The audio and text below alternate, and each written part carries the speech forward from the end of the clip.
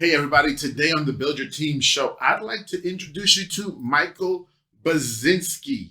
Now, we call him Buzz, right? Buzz and I have had a lot of fun over the years together. We actually do a lot of going out and hanging out together and going to toga parties and all sorts of different things. But Buzz is going to share with you today his transition from being a brick and mortar, big building, lots of square feet, and everybody coming into work to 100% virtual environment, and some of the lessons that he's learned and why he made that transition. Now, as always, we are brought to you by Client Attraction Pros. If you are an expert in your field, but not a recognized expert in your field, it's time to change that, my friends. It is time for you to become the thought leader that your business and your field needs you to be. And we at Client Attraction Pros can help you do just that.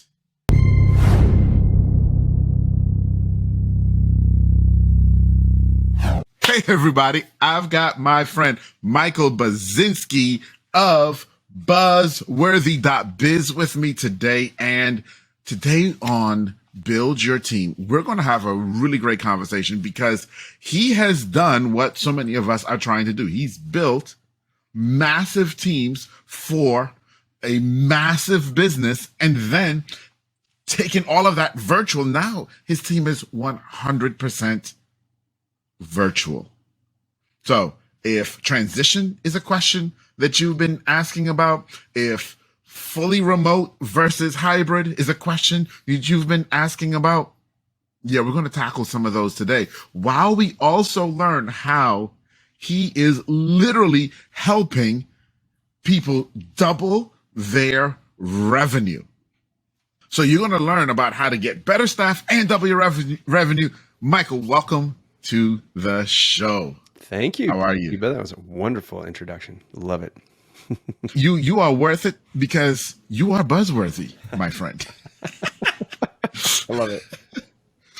I love it. So don't take his low key thank you to me any kind of way. He is full of energy, full of life. One of the things that, first and foremost, one of the places where Michael and I really kind of bonded was at a toga party.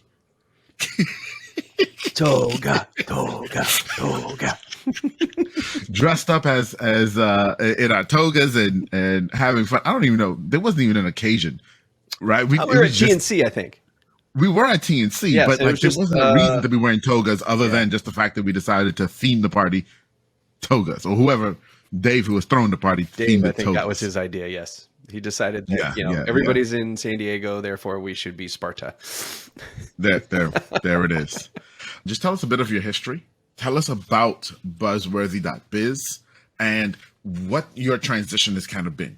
Sure. Actually, that's a great way of going through it. So I was actually in the service for 10 years after running up a couple of corporate ladders in sales and marketing. They wanted degrees for me to get where I wanted, or I ended up just running into a lot of politics I didn't really enjoy at the corporate level. And so I joined the service as third generation Air Corps. I flew on a plane called AWACS, which is Airborne Warning and Control System 707, with a radome on top. I was a computer tech there for almost 10 years. And all the while, I was also trying to be a rock star. I was a professional jazz trombonist at the age of 13. That band. Is that right? Yeah. That band broke up when everybody went to high school because we were all in junior high when that band got together. Our conductor tried to keep us together, but high school got in the way for most. I picked up a guitar at the age of 15, taught myself how to play, taught other people how to play like other instruments so I had people to play with. And over the years, had gigging bands and aspirations of rock stardom, but not quite tall enough, dark enough, or talented enough for that gig. So I started a recording studio. And about a year into that, I got out in 2005, started BuzzBiz Studios, and it was a recording studio. I had a horrible experience with recording studios as a musician, a working musician. So I wanted a working musician studio. At the time, I had just gotten a divorce. I was up in Alaska where I opened the studio. Lots of things I didn't think about, but I just dove in. I literally had no safety net. January 29th was the last time I got paid by the United States Air Force, and I had two rents to pay, one for the apartment I was living in and one for the studio, which the studio had 1.5 times more lease payment than the apartment that I was living in. So, and after doing that for just 12 months, I realized that surviving off of starving musicians was a horrible business plan. Not that I had written one out. Then I pivoted to a media production house for small businesses. And I saw that gap there and I wanted to help those folks. That eventually grew into a creative agency, and we had 13,000 square foot facility, multi-million-dollar sales years, Wow. staff of 22 plus contractors, you name it, we had it. We were going up against the folks, the institutional ad agencies in Alaska. We were starting to encroach on their clients because anything that they were hearing about us and they were coming to us, and we're like, yeah, sure, we'll do that. Oh, you're not going to charge us all these other things. And back then I didn't realize what we were worth. And so we were always a little less expensive than the competitors. And I had no idea. I was just basically growing my business broke. And so in 2018, I decided that it was time to do something about my life because I had a job.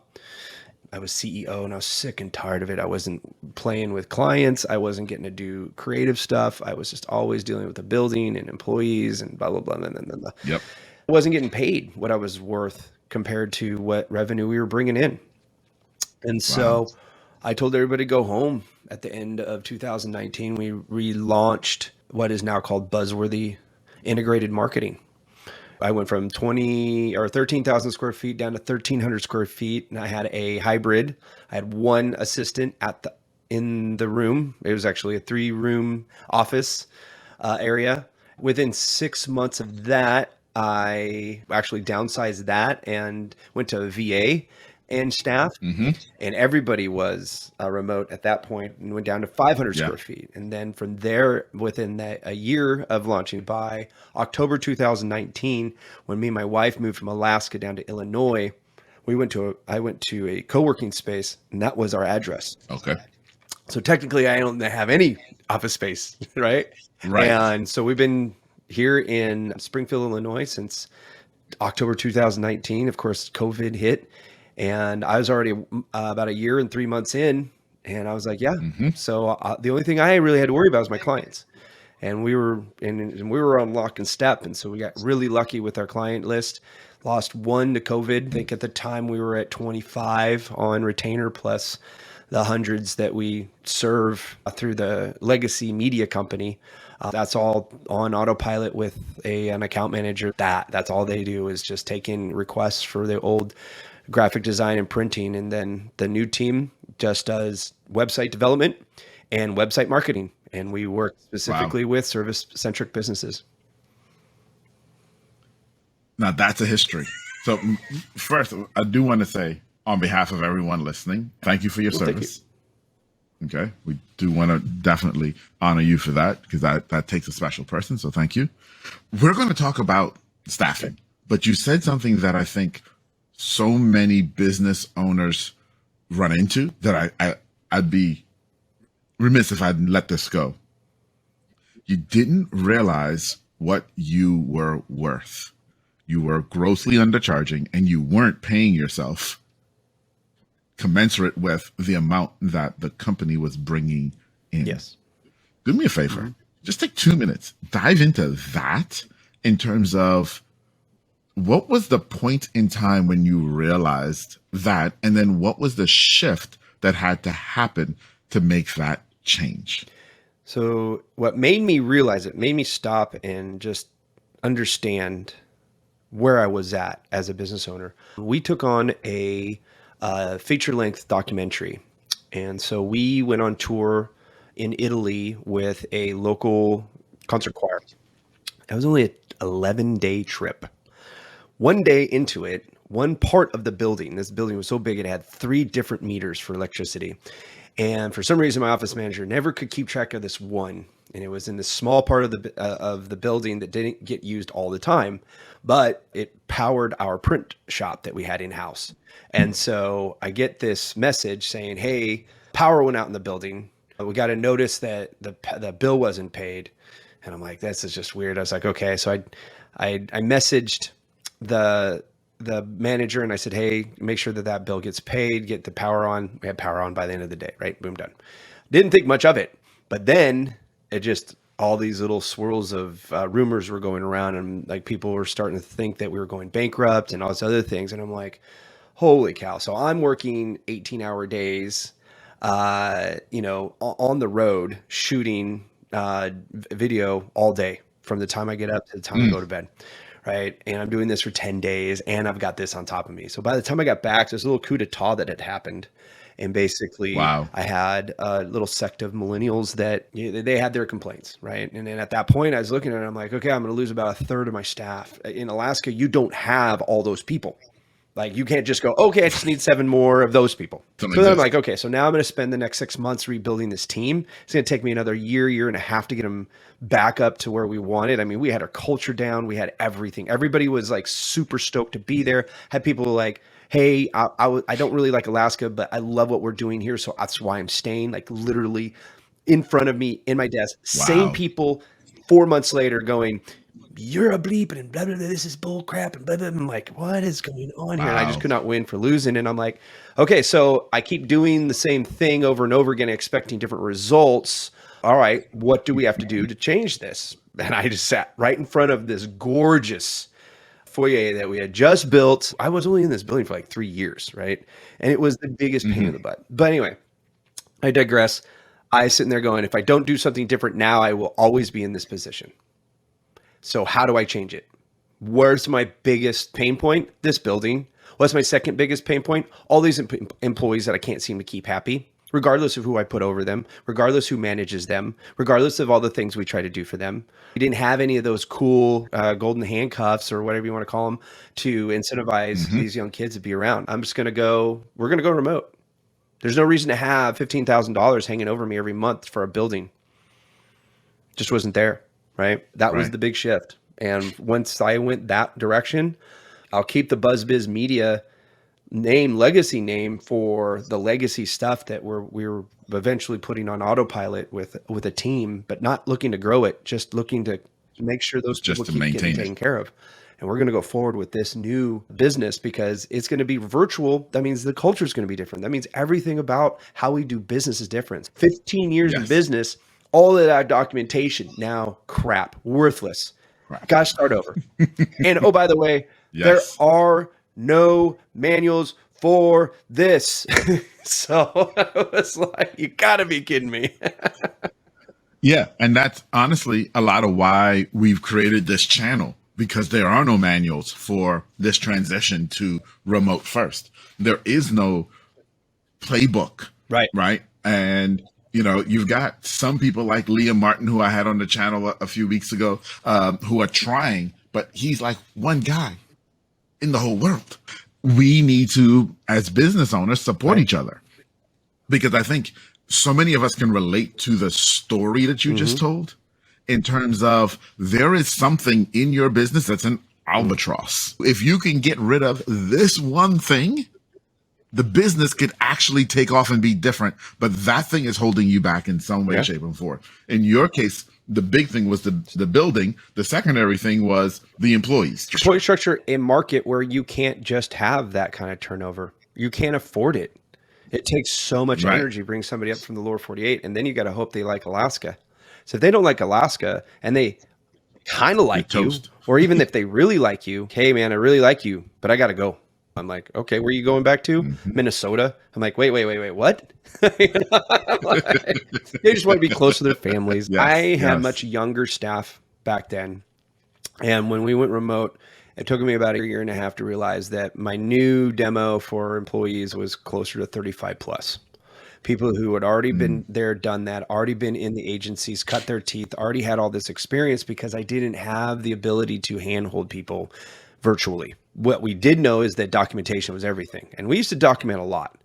But there was a lot of things that weren't documented as far as the day to day goes because digital moves so fast. It seemed like it was worthless to do it because by the time you wrote it, it was out of date.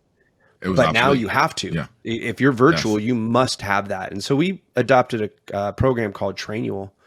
I love it. It's a knowledge base.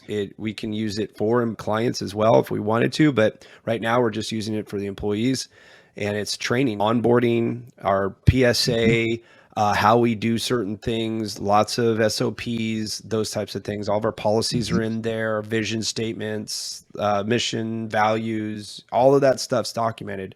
And so when people come on board, they go through that first. And there's like 2 hours of onboard training that they go through, and we pay for it. I have no problem with that, but Of I'm not course. spending 4 to 6 hours bringing somebody through all that stuff over and over again, because it's not like, okay, I hired this person and now they'll always be here. No, it's when they move on. We just had an account manager who out of the blue is like 2 weeks notice, just had a big corporate job that is going to give me everything I need. There is nothing I can say that's going to keep you here. And Right. there's nothing I will say disparagingly about you leaving. That is just, you That's right. got to go. This is your thing. This is where your life's taking you, go. And then as business owners, we have to make sure that we understand that people's lives will intersect with us. But that doesn't mean that once we've connected, that they'll always be in parallel with our vision and our mission and where they need to be in their lives. And that's a huge point. And the key word there is intersect, right? All intersections eventually Got to go. Yep. diverge. Yeah. And they have to. And it's one of the things that we're really big too with our staff is like, look, you're here for a period. I don't know how long that season is, but I insist that when your time is up, you have received more from us in terms of personal and professional development than I could even pay you. Like when you look back at your time, the money is secondary to how much you grew, right? Because that's just great business for everybody. It helps everybody. Good point on that is that I brought a VA in, happens to be a sister of mine. She has fibromyalgia. She hadn't worked for 20 years. She's finally getting in a place where she can, but she can't work all the time. I was like, well, I don't need you all the time. Like, we only take a couple phone calls a day because everybody's emails us. We're digital marketing. It's not telephone marketing. I want her to do more. And I'm like, I want you to start working on my books. And when I was training her how to do the books, I realized that, wow, she doesn't have the training behind the process. So I can teach you a process, but you got to understand the basics. And so over the last year, we got her certified bookkeeper, and now she's certified QuickBooks Online user. It's when my business ends up not being a good fit for her, I have set her up on her resume with 2 certifications and a few years of experience that she can go get this type of job with another entrepreneur that was where I was 3 years ago. And and that's so vitally important.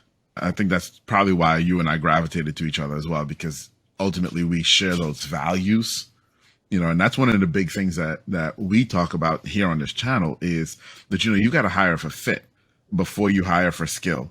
And hiring for fit starts with understanding the values, your values and their values, and making sure that they align. There's so many people who just ignore that. And then they wonder why you have culture issues. The question I'm getting to here, because you talked about when you had the big staff, right? And the big building and the fantastic culture that you had.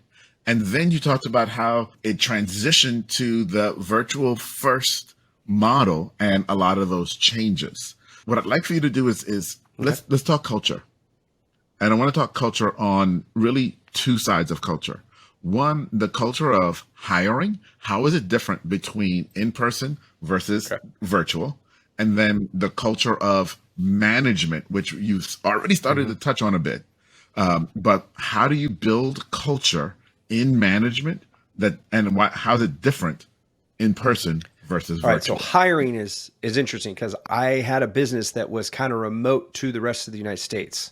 So there was about a third of all of our employees were brand new to Alaska. So I mean, it's a third of our interviews, or if not more, were virtual already when we were a brick and mortar. And a lot of them couldn't afford, and we couldn't afford at the time either, to fly them up and do all those things. I would say that The big difference is who I'm looking for, because the jobs haven't changed. How we do the job and the mentality that it takes to do the jobs the way we need them done. I need self-starters. Like we used to do a lot of Yes. interns, right? Like all agencies do. You know, it's like, hey, if you got 10% of your staff on internship, that's awesome. Like you're saving money to then Right. pay for some leads. For us now, it's I can't take on somebody who is brand new. So we just hired a new account coordinator. Now I was looking for somebody with 3 to 5 years. Problem is I can't get an account coordinator with 3 to 5 years experience, because all the account coordinators with 3 to 5 years experience are looking to be account managers. I don't need one of those. So these people are coming in going, hey, I want 45, 50 bucks an hour. I'm like, no, this job is not one of those. This is a $20 to $30 an hour job. Oh, well, I don't want that. I figured so, type of thing. But I found, Right. So I right. got lucky this time, and I found a kid. And I say a kid, he's an adult, but he's still in college. But he's like second generation marketer. Like his dad owns an agency. He just doesn't want to work for his dad's agency. I totally get it. He's like, but this is Fair. what I want to do. This is what I'm going to school for. I'm like, okay, great. I need you for this many. I don't need you full time. He's like, well, I don't have full time for another 2 years. I got 2 years of college. So what do you want to do after that? I want to go work for a company like yours. Okay. That gives me 2 years to figure out how we utilize you now. And by then, maybe you'll be account manager, because you'll have 2 years of doing what we need you to do. Right. And if you're creative and you have that background, because he's already done work for his dad over the years, man, that's great. Am I going to be able to find 5 more of those? Probably not. That means I have to go back to my SOPs and go, okay, how can we train somebody younger that doesn't need as high a pay, but that we don't have to then babysit all the way through as well? So we're still figuring some of those things out. On the flip side, my account managers and my webmasters and my developers and stuff like that, they're quick conversations. Like either you get it or you don't. And so I actually do skills now before culture, because before we were bringing people in and cultivating them. I don't have time to cultivate you. So I need to know that you know your stuff first. So usually they'll talk to a department manager before they talk to me. By the time they talk to me, their first conversation is about culture. It's about fit. But only after the department heads go, yes, this person knows what they're talking about. We can work with them on a technical level. Okay, great. Now let's make sure we can work with them on a cultural level. If those both hit, we bring them through. But even then now, we don't hire people. We test them. They're virtual. Most of my folks have more than one thing. They're in the gig economy anyway. So right now I say, hey, listen, would you be open to doing a project together on a test basis? So instead of spending all this time getting somebody uploaded and onboarded and trained up on the system, only to find out in their first thing that they were full of crap all the way through the interview process. You say you know what you're doing. You say you can communicate the way we like to communicate. You say you're passionate about this. Let me pay you to show me how good you are. Right? Boom. Yeah. Done. And then they do one. Okay, great. Now you're in the queue. Every time you do a great job, you get higher in the queue. The more efficient you are, the more queues you're in, right? The easier you work with, the higher in the queues you are. And now we're more of a meritocracy where your actions speak louder than any words or review or anything like that. I have found that people are great until they're not. And then there's no way for you to tell when an awesome person will stop being awesome. I had 7 out of 22 do it all at the same time. People who bled Buzzbiz, blue and white and silver, baby. They were all in. 4 months later, my worst critics, no clue how it happened, but it just did, right? And I can't beat myself up about that. I can only understand that people will be great until they're not. Until they're not. Yeah. You had 22 people, you lost a person, didn't matter. And I wasn't the one that managed it. I had number 2s and number 3s and department heads and all that other stuff. Right? You lose 7 out of 22. That's when you're having like kumbaya meetings and going, okay, what's going on?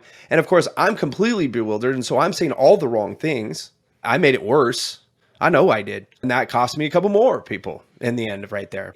When you spent 15 years building something that just went, and a whole wing of that building just collapsed on you, you're just like, what is going on here? You have no idea where you're at, in the world. And like all of a sudden you have nothing figured out. Your brain doesn't trust itself anymore. Doesn't trust your self-talk. It doesn't even trust what your top people are telling you. You're like, no, that's not right either. Like, none of this makes sense. It's absolutely tough, and I'm glad you made it through. And we all have those pivotal moments. Now on this side, on the virtual first side of hiring staff in the remote end world, it is a different life. I think our processes actually, in terms of the way we look at it, are very similar. In that we hire for fit first. However, you had to have proven your skill too. And we talk a lot here on the channel too about testing people and the test process. So we actually go through a written interview process where if you apply, there's a minimum of 10 email communications back and forth. That's asking all sorts of questions that we need answers back from you, which tells us a ton about what's going on up in here and some of your capabilities. At least, can you communicate your capabilities on paper? For positions, especially creative positions, there always is a test project, paid test project. And get this, I even do my paid test projects before I ever talk to them. Here you go. But then, but my time is worth more than the money it costs me to pay you to do a test project. No, I get that. The complexities of website development, because whatever they mess up, I've got to pay somebody else to fix. I will take the 30 minutes. It's up to 30. Like your first call with me is 30 minutes long. No more. Right.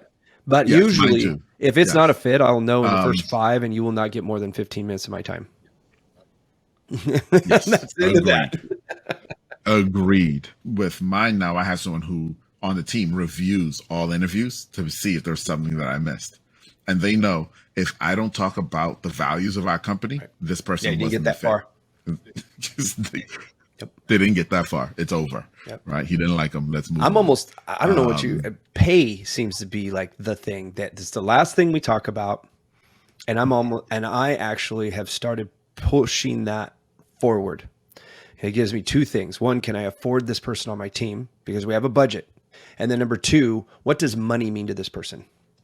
Because if it's all about the money, then you're probably not a culture fit anyway.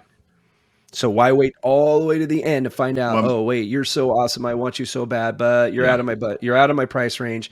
Right. And all you care about is money, which means all this stuff you said about culture was all a lie. It's all a lie. And so I handle that in this way, and we talk about this here too, that number 1, I'll either put it in the job description. We do, but people don't always read it. Usually either, well, but here's the thing, either in the second or the third email communication back to them, I reiterate. So in the job description, I ask them, this is the range, and you have to respond, are you okay with the range? If they don't respond that they're okay with the range, they won't even get a response in email. You're done if you didn't respond to that. Then if they do, usually in the second or third email, then I'll ask again about the range and make sure that they're still happy. And then I ask them why. If once they've given the price, I always ask them, why do you feel that is, regardless of whether it's low or high? Because some people undervalue themselves. And I actually brought on somebody $10 higher than what their last employer was paying them. And I even paid them $4 per hour higher than they asked for. She says, why'd you do that? I says, because this is what we value you at. Correct. That's another huge point and nugget there that Buzz just dropped in our lap. It's not about a zero sum or the lowest sum game here when you're hiring.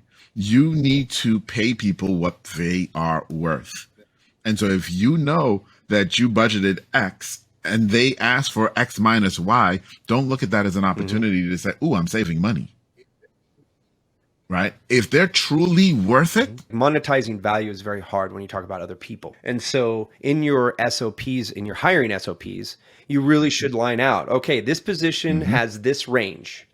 And to get to the bottom range, you must have these minimum requirements. To get to the level 2, you must have these requirements. So we had somebody who came in and was asking about our account coordinator position. Account coordinator position pays anywhere between $20 and $30, and it maxes out at $30. And you have to be like on the ball at $30 an hour, like, because you are doing remedial things. But if you can do it twice as fast as somebody else and I'm paying you $30, I'm making money. And I'm going to give you incentives to do that. She has her own kind of VA thing and she works with agency owners, and I get it. But she was like 45, $50 an hour. I'm like, so this job, and looking at your resume, you're overqualified for this. And I wouldn't be able to even come close to what you would be asking for. So out of respect for you and your experience, I'm going to say you're overqualified for this job, and I wouldn't offer it to you if you even asked for it.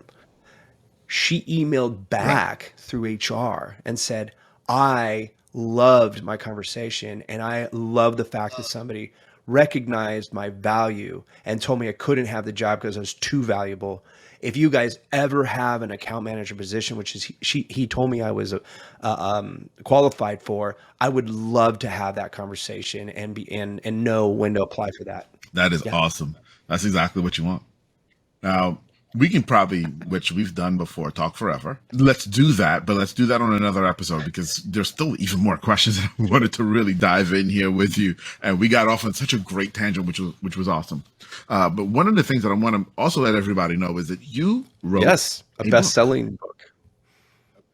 And a best-selling book, and you wrote a book. Why don't you give the lead-in to your book? All right, so those who have a video, there's the Rule of 26. The Rule of 26 for service-centric businesses is a 3-step process of doubling your website revenue. Again, doubling or just yes, so I'm not increasing by a little bit.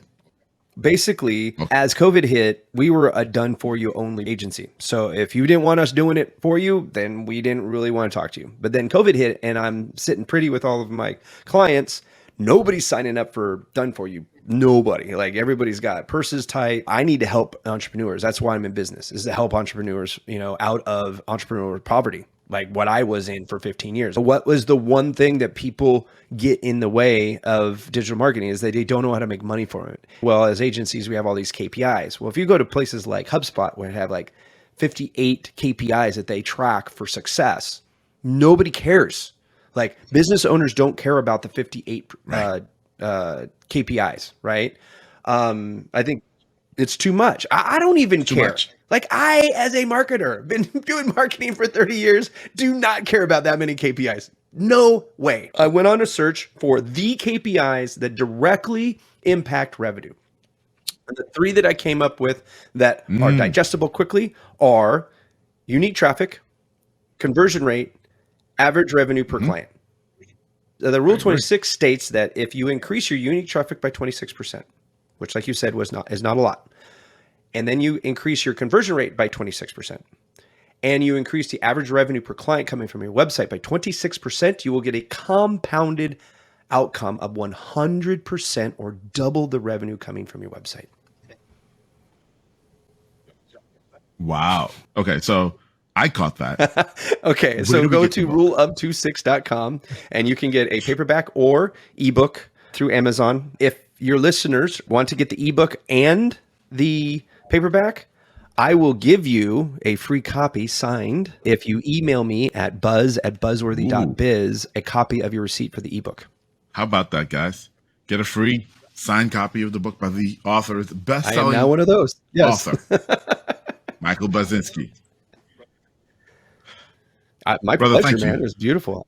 Thank you for being here. Thank you for sharing. This is why we do this, because there are real stories, and people need to hear these real stories, because we're all going through similar stuff.